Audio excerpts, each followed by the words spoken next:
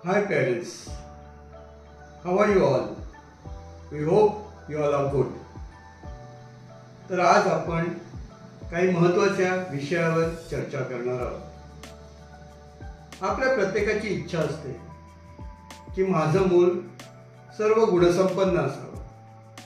त्याला जगातल्या चांगल्यात चांगल्या गोष्टी मिळाव्यात आणि अशी इच्छा धरणं, अशी कास धरणं काही चुकीचं नाही, कारण आपण त्यासाठी मेहनत करत असतो आणि आपल्या मुलांवर चांगले संस्कार करण्यासाठी नेहमी झटतच असतो. त्यामध्ये थोडी भर घालण्यासाठी आम्ही बीच क्लीनिंग ड्राईव्हचे आयोजन केलेलं आहे. बघा, आपल्या मुलांना निसर्गाविषयी आवड निर्माण झाली पाहिजे, ह्या निसर्गाची काळजी घेणे त्यांना जमलं पाहिजे. त्यासाठी हे संस्कारक्षम वय आहे, ह्यामध्ये आपण त्यांच्यावर चांगले संस्कार करणं आवश्यक आहे. गेली अनेक वर्ष मी पाहतोय की आपल्या मुलांवर जर चांगले संस्कार केले, त्यांना वेगळेवेगळी कौशल्य मूल्य दिली तर आयुष्यभर त्यांचा खूप फायदा होत असतो. आपण जेव्हा परदेशात जात असतो आणि परदेशातली स्वच्छता पाहून आपण सर्वजण अचंबित होत असतो आणि आपण तिथे चुकून सुद्धा कचरा टाकत नाही, कारण आपल्याला माहिती असतं की हजारो डॉलरचा फाईन आपल्याला तिथे द्यावा लागतो. त्यासाठी आपण तिथे खूप काळजीपूर्वक वागत असतो. मग आज आपण आपल्या आजूबाजूला पाहिलं तर आपण तसे वागतो का, हा प्रश्न आहे. मी कोणाला दोष देत नाही, परंतु हे संस्कार आपल्या मुलांमध्ये, येणाऱ्या पिढीमध्ये निर्माण करणं हे आपल्या सर्वांचं कर्तव्य आहे. आम्ही त्यासाठी वेगळे उपक्रम वर्षभर राबवत असतो, जेणेकरून मुलांना चांगल्या कला कौशल्याची जाण होईल, चांगले संस्कार त्यांच्यावर होतील, म्हणून आम्ही प्रयत्नशील असतो. मला माहिती आहे 2 ऑक्टोबर रजेचा दिवस आहे. महात्मा गांधी जयंतीच्या निमित्ताने या आलेल्या रजेचा आपण सदुपयोग करूया. उद्या सकाळी 7:30 वाजता आपण भुईगाव बीचवर सर्वजण एकत्र जमणार आहोत.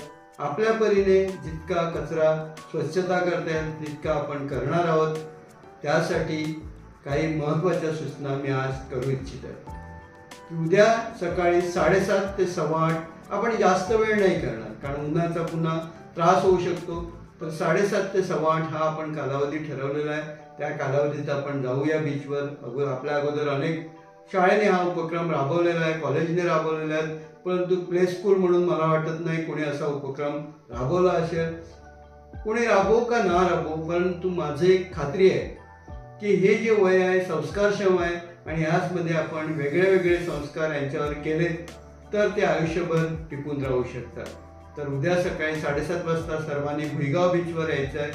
सोबत येताना एक मोठी पाण्याची बाटली आणावी, जेणेकरून आपल्याला जाताना स्वच्छ हात धुता येतील, आणि एक पिण्यासाठी पाण्याची बाटली घेऊन यावी. तसेच सोबत एखादा छोटासा टॉवेल घेऊन येणं, जेणेकरून आपल्याला हात वगैरे पुसता येईल. तर पुन्हा एकदा आपणा सर्वांना आग्रहाची विनंती आहे की सगळ्यांनी 7:30 वाजता ह्या बीचवर जमावं.